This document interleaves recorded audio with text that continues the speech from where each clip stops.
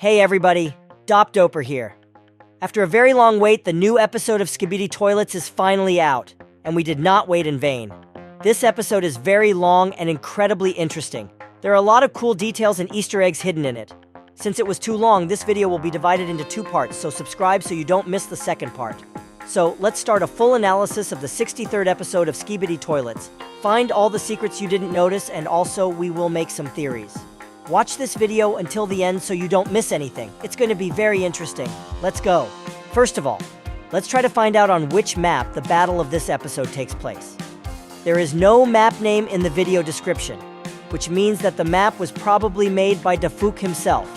At first glance, it looks like a continuation of the previous episode. Take a look at this building. It looks like this ruined house from the 60-second Skibidi Toilets video. However, it's not, because if you remember, there were coniferous trees there, and here they are completely different. Perhaps it's the same country but a different place. And also, if you look at all these buildings, this one and this one, you realize that it's not even a city. It seems to be some kind of military base, and apparently it's under the control of the Alliance, and the soldiers are protecting it from Skibidi attacks. And this base is not far from the town in which the previous episode was set. The mutants are coming from somewhere outside, and the Alliance soldiers are coming from the side of this base right on the toilets. I just don't understand why they're doing it. I still wonder about this strange tactic. Why would regular soldiers with no weapons run straight at the enemy army? Why couldn't they defend themselves behind the base walls? Look at this poor guy.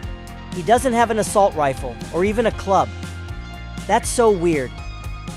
And look at this big cameraman. Don't you think he's too big? This fallen cameraman is knee-high. For example, in episode 11, the regular cameramen were about his shoulders, and here he's a giant-sized cameraman.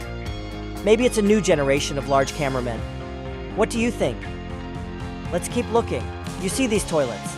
It seems the Skibidi army has made a massive upgrade to the regular mutants. They now have little metal claws.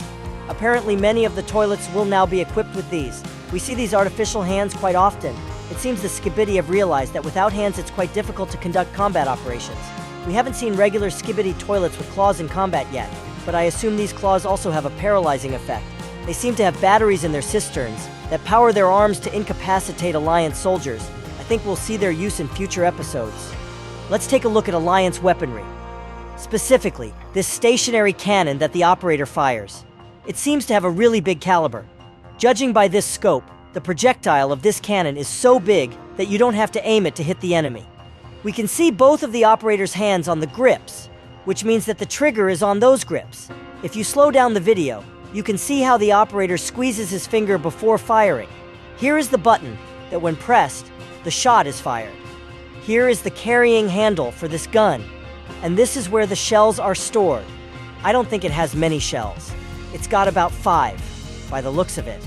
It's a weapon so powerful it can take out a Skibidi Strider with one shot. It's unbelievable. Look at these vehicles. I think we've seen them before. In the previous episode, the exact same cars were parked in the city.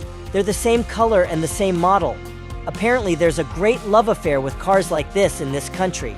After the Skibidi Strider is destroyed, the toilet helicopters arrive. However, unlike the ground toilets, they have headphones, which is weird. I assume they came from the city we were shown in the 62nd episode. And it seems like that city is not that far away. It's strange that these mutants went on the attack without headphones, because here could be Speakermen. These Skibidi helicopters are unremarkable. They have 2 rocket launchers and a front armor plate. Their only job is to fire the missiles and fly away to reload, because after that they are useless. That's exactly what happened after they discharged their ammunition and disabled the operator's cannon. After the missile explodes, a cameraman runs by us. We've seen him before. He was running away from the Skibidi. He had already reached the base, but at that moment fortune turned away from him. Skibidi Scorpion runs into the base and starts furiously massaging the poor guy and then rips off his camera. At this point you can see the blood spatter, which once again confirms that cameramen are living creatures. Let's take a look at the Scorpion's Skibidi. It has 4 metal paws to move on the ground, and a pair of claws for close combat. I think they also have electrical charges to paralyze its enemies. There's some metal detail right there. Honestly, at a first look, it's hard to tell what it is.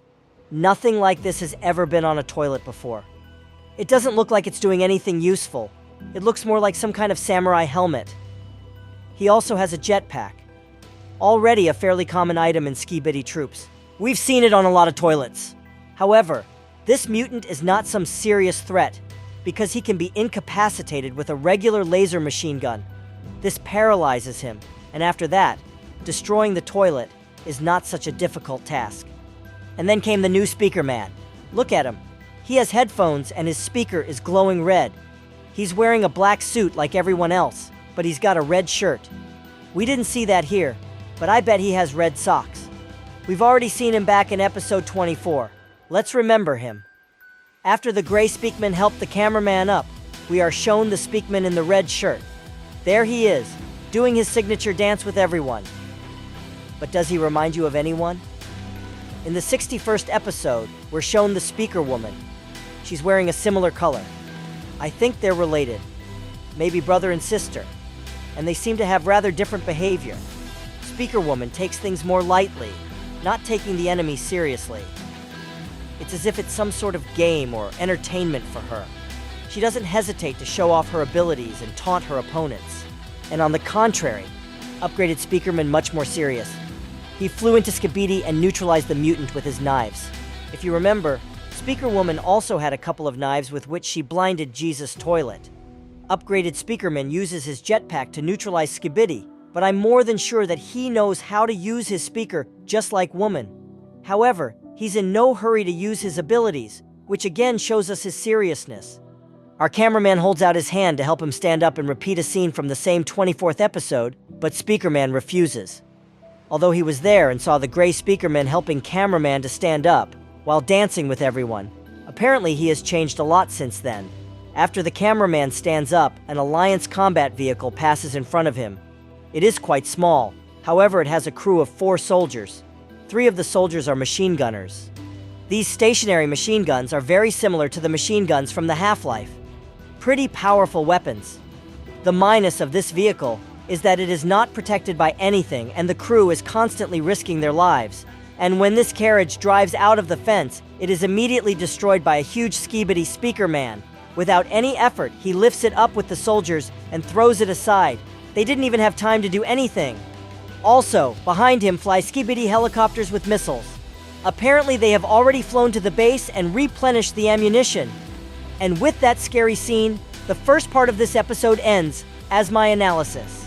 The next part of my analysis will be released tomorrow. Subscribe so you don't miss it. It will be even more interesting. Thanks for watching. See you soon.